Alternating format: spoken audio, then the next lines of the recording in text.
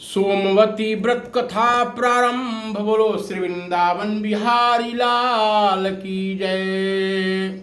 इस कथा को सुनने से औरतें जो है अखंड सौभाग्य की प्राप्ति होती है, धन पुत्र की प्राप्ति और अनेकों विघ्न बाधा संकट नाश होता है। ध्यान पूर्वक सुनिए।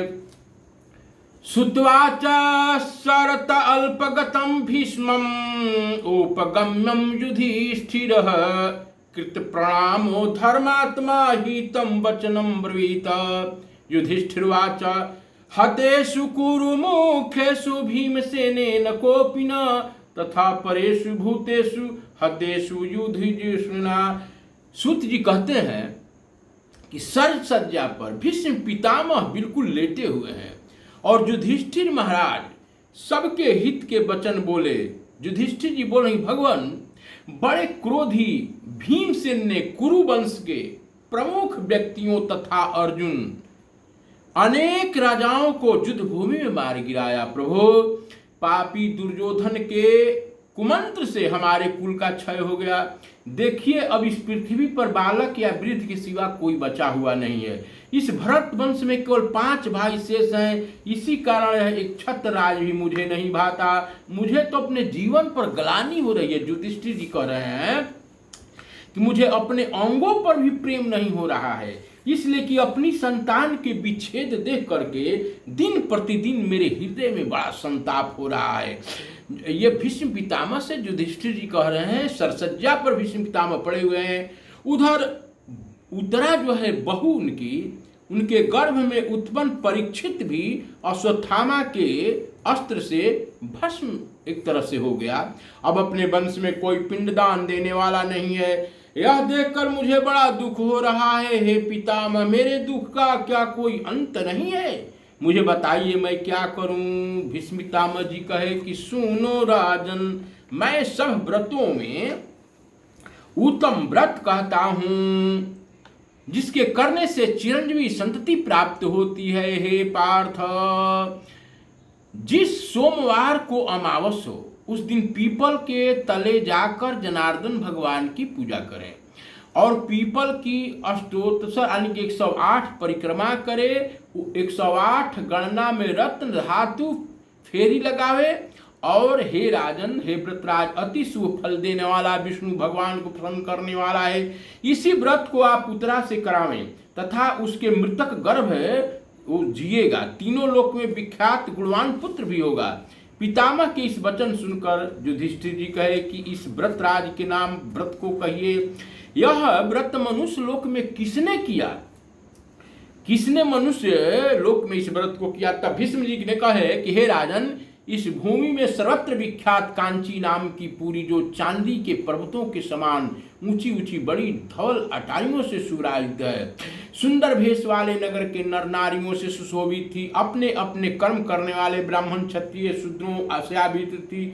वह नगरी तथा चतुराई युक्त उत्तम वेश्याओं से मानो कुबेर की अलकापुरी और जिन इंद्र की अमरावतीपुरी के समान थी। और अग्नि देवता तेजोवती ये क्या थी?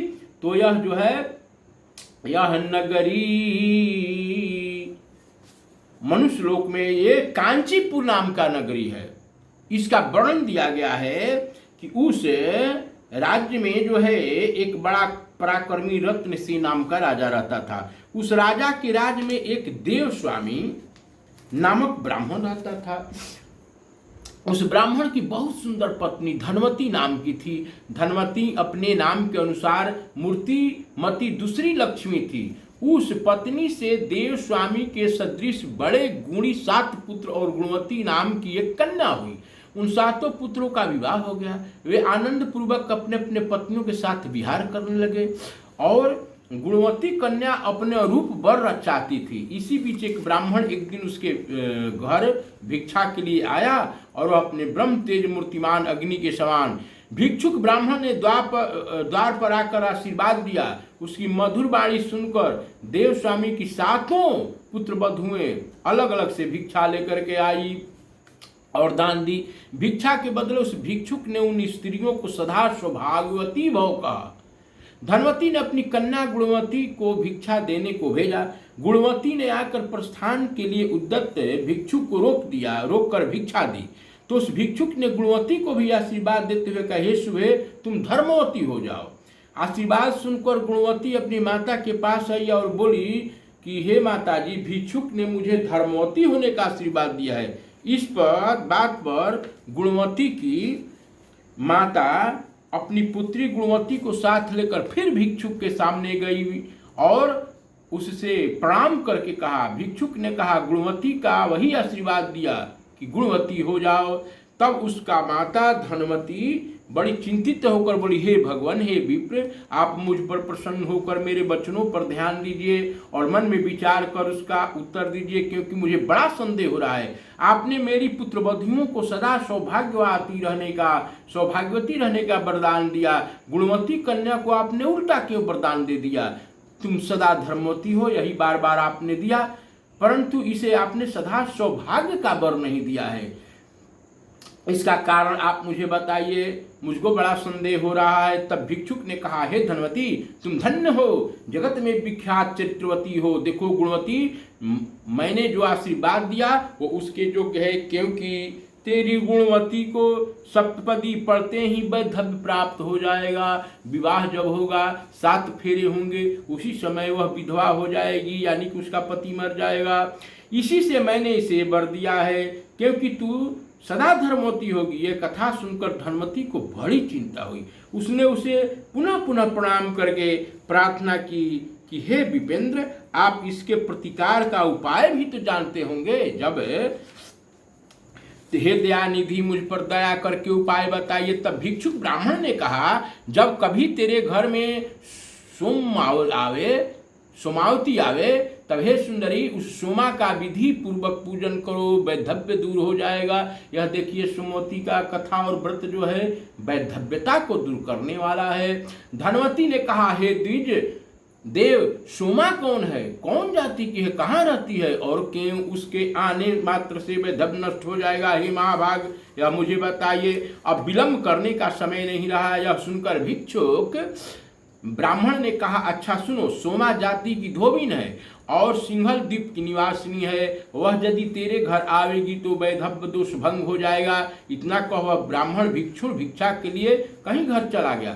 तब धनवती ने अपने पुत्रों से कहा कि हे पुत्रों, तुम्हारी बहिन गुणवती का सोमा के आगमन मात्र से वैधव्य दोष दूर हो जाएगा। जो जिसको पिता की भक्ति तथा माता के वचन का ध्यान हो, वह अपने बहिन के साथ लेकर सोमा को लेने के लिए जाए। पुत्रों ने कहा, हे माता, तुम्हारे अंतःकरण का भाव हमने जान लिया। तुम्हारा हृदय पुत्री स्नेह के बस व्याकुल है। यही कारण है कि तुम पुत्रों को सोमा के लाने के लिए बहुत कठिन जगह पर भेज रही हो, क्योंकि उस मार्ग में 100 योजन विस्तृत दुर्लंघ दुस्तर है। अशक्यम गमनम तत्र न क्षमा गमने वयम, उसे पार करके जाना आना साधारण काम नहीं है। हम वहां जाने में सर्वथा असमर्थ है। लड़के ने जवाब दिया कि हम असमर्थ हैं। देव स्वामी ने कहा, मैं 7 पुत्रों का पिता होकर भी निपुता हूँ। अच्छा, कोई मत जाओ, मैं स्वयं सिंहल द्वीप जाऊंगा और पुत्री का वैधव्य नाश करने वाली सोमा को लाऊंगा। कुपित पिता देव स्वामी के वचन सुनकर उसी समय शिव स्वामी नाम के सबसे छोटे पुत्र ने कहा, पिताजी, आप इस तरह कुपित न हो और ऐसा वचन मत कहें। भला मेरे रहते सिंहल द्वीप जाने का दूसरा कौन समर्थ कर सकता है? सो आप क्रोध त्याग दें, मैं गुणवती बहिन को साथ लेकर सिंहल द्वीप को जाऊंगा। ऐसा कहकर शिव स्वामी उठा और पिता को प्रणाम करके बहिन गुणवती के साथ लेकर के सिंहल द्वीप को चला गया। वह बहुत दिनों में जाकर समुद्र के तीर पहुंचा और समुद्र को पार करने के लिए शिव स्वामी ने बहुत प्रयत्न किया। शिव स्वामी ने अपने समीप में ही एक बड़ा भारी वट वृक्ष देखा। उस वृक्ष के खोते में गिद्ध के बच्चे रहते थे। उसी के नीचे बैठकर शिव स्वामी और गुणवती ने वह दिन बिता दी। रास्ता में उसी समय गिद्ध बच्चों के लिए चारा लेकर आया। गिद्ध और उन बच्चों को चुगाने लगा, पर उस दिन शावकों ने गिद्ध से चारा नहीं खाया। वह चिंता कुल मनवाले बच्चों से गिद्ध कहा कि हे पुत्रों, तुम भूखे होकर आज चारा क्यों नहीं खा रहे हो? मैं तुम्हारे लायक कोमल ताजा मांस लाया हूँ, फिर भी तुम नहीं खाते हो।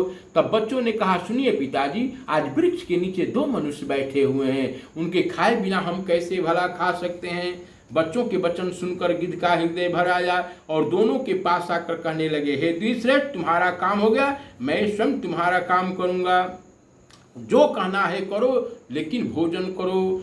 शिव स्वामी ने कहा, मैं इस समुद्र के पार सिंहल द्वीप को जाना चाहता हूँ। यही इच्छा है कि इस गुणवती का वैधव्य नष्ट करने वाली सोमा चली आवे। वह गिद्ध बोला, मैं कल प्रातः ही तुमको इस समुद्र के पार पहुंचा दूंगा और सोना नाम वाली रज की घर का सिंहल द्वीप में दिखा दूंगा।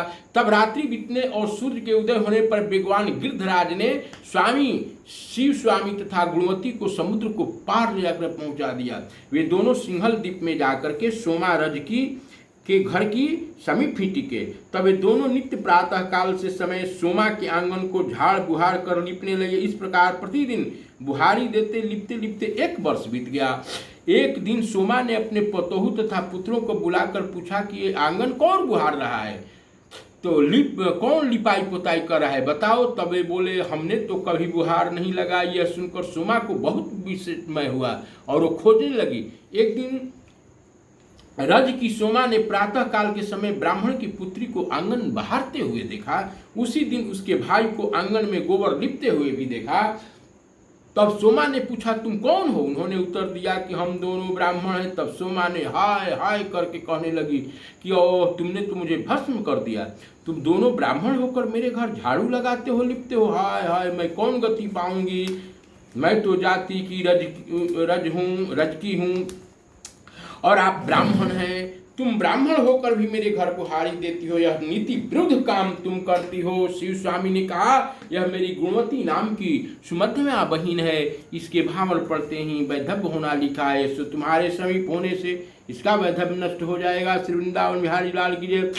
जब इतना बात सुनी तो सोमा ने बोला, बस अब तुम आज से काम मत करो, मैं तुम्हारी आज्ञा से जहां तुम कहो चलूंगी, तुम्हारी आज्ञा पालन करूंगी। ऐसा कहकर घर में जाकर के सती सोमा ने अपने पतोहुओं से कहा कि मैं यहाँ इनके साथ जा रही हूँ, यदि आज कोई भी प्राणी मेरे राज्य में मरे तो तुम उसकी रक्षा करना। जब तक मैं न आ जाऊं तब तक किसी के कहने से अग्नि में जलाना नहीं। उसकी पुत्र वधुओं ने अपनी सास की बातों को अंगीकार किया। सोमा वहां से चलकर महासागर के पास आई। उसने क्षण भर में समुद्र के पार पहुंचा दिया। तदनंतर वह स्वयं आकाश मार्ग से उड़कर क्षण भर में समुद्र को पार चली गई।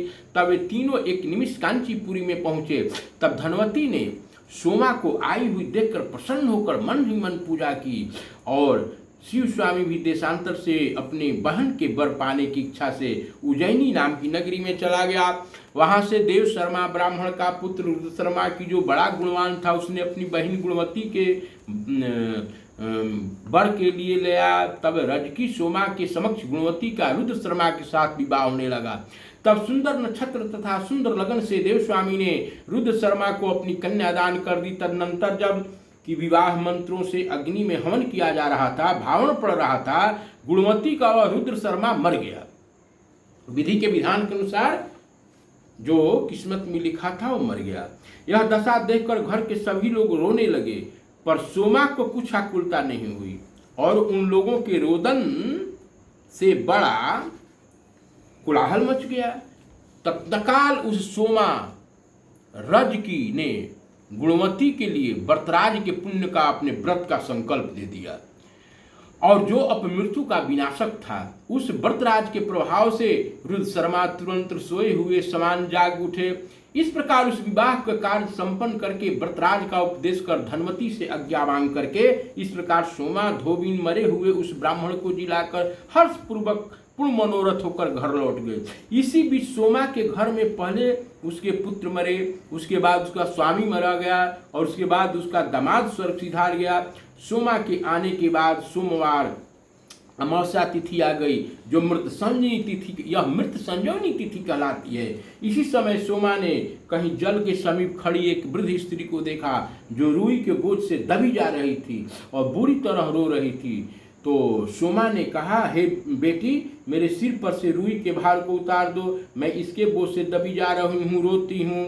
सोमा ने कहा, हे वृद्धे, आज एक तो अमावस्या तिथि है, दूसरे सोमवार, इसलिए आज के दिन मैं रुई नहीं छुएंगी, मेरा आज के दिन यह नियम है। उसी जगह एक मूलियों का बोझ लिए जाती हुई अन्य स्त्री को भी सोमा ने देखा।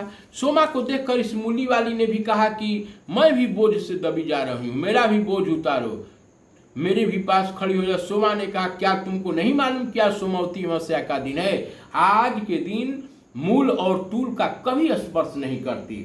इसके बाद पीपल के वृक्ष तले पहुंचकर नदी के तट पर तीर्थ स्नान करके सकरा से भगवान विष्णु का पूजन किया। तदनंतर उस बड़भागिन ने 108 प्रदक्षिणा दी। भीष्म पितामह जी कहते हैं, जब उसने सकरा हाथ में लेकर 108 प्रदक्षिणा की, परिक्रमा लगाई पीपल के वृक्ष, तभी उसके दामाद, पति, पुत्र सब जीवित हो गए। वह नगर शोभा से पूर्ण हो गया, वह घर भी अपरिमित धन से भर गया। तब सोमा अपने घर को आई। उसने जब अपने भर्ता और पुत्र और दामाद को जीवित देखा और उन जाने हुए लोगों के पास आई तो कृत माना। तब सब पुत्र वधुओं ने आकर के उस तपस्विनी को प्रणाम किया। तपस्या में इतना पुण्य होता है भाइयों। हे देवी, तुम्हारे पति, दामाद, बंधु सब मर गए थे, ये कैसे जी गए, यह हमें बताओ। बोले कि ये सब तो मर गए थे। तो सोमा बोली, मैंने गुणवती को व्रतराज का पुण्य अर्पण किया है, उस पुण्य दान की से इनकी आयु समाप्त हो गई, इसी से यह सब मर गए थे। फिर मैंने तूल को तथा मूल को जो नहीं छुआ और पुत्र वधुओं जो पीपल में विष्णु का पूजन करके सकरा को हाथ में लेकर के 108 प्रदक्षिणा करता है, उसके पुण्य के प्रभाव से पति, दामाद, पुत्र भी जीवित हो गए। अब से तुम सब भी व्रतराज का विधान अवश्य करती रहो, इससे तुम लोगों को कभी विधवा बनना नहीं पड़ेगा, सदा सौभाग्य बढ़ेगा। 100 और यो कहकर सोमा ने पुत्र वधुओं से व्रत कराया। तब अनेक भोगों को भोग कर वह अपने पुत्र पुत्रादि के साथ प्रवृत्त होकर विष्णु लोक को पहुंच गई। यह मैंने विस्तार के साथ आपसे कहा। युधिष्ठिर जी बोले, हे महाराज, इस व्रत का महात्म्य तथा विस्तार से कहिए, यह व्रत किसे करना चाहिए? तब भीष्म जी ने कहे, जब सोमवार युक्त अमावस्या हो, सोमवार के दिन अमावस्या तिथि होना चाहिए। उस दिन का पुण्य काल यानी कि सुबह की बेला में देवों को दुर्लभ भी होता है। उस दिन सवेरे व्रती जलाशय में स्नान कर मौन भाव स्नान करे, फिर रेशमी वस्त्र को से वस्त्र पीपल वृक्ष के सामने जाकर के उसके जड़ में मंत्र सहित विष्णु भगवान को पूजन करें और मंत्र पढ़ें। व्यक्त अव्यक्त रूप वाले सृष्टि स्थिति अनंतकारी ओम हरिओम भगवान विष्णु भगवान को नमस्कार है, ये विष्णु पूजा का मंत्र है। इस तरह पीत वस्त्र, अक्षत, विविध प्रकार के फल फूल तथा अनेक प्रकार के भक्षोज्य